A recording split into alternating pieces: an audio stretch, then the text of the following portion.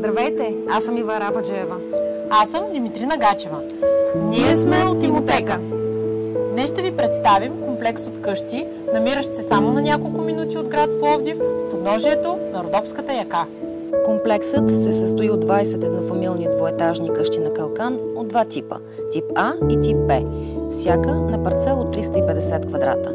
С контролиран достъп, разположен на около 200 метра от главния път за Първенец, с прекрасна гледка към Родопите. Всички сгради с централен водопровод и канализация и са изпълнени с материали от водещи световни производители. В непосредствена близост са разположени супермаркет, ресторанти, търговски обекти, детски градини и училище. В момента се намираме в къща тип А. На първия етаж е ситуирана светла и просторна дневна, с обособена кухненска част и кът за хранене, с излъз към тази чудесна веранда, на която може да пиете кафето си сутрин, да вечеряте с приятели или просто да релаксирате с чаша вино, наслаждавайки се на страхотна панорама.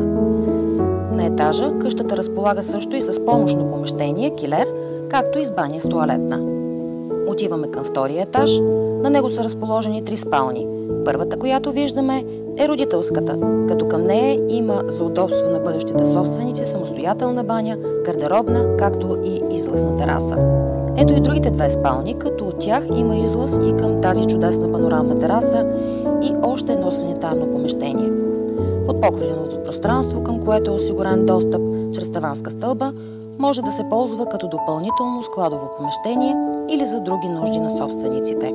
Ако днешното ни предложение ви е впечатлило, не се колебайте и ни се убедете. Организирайте вашия оглед.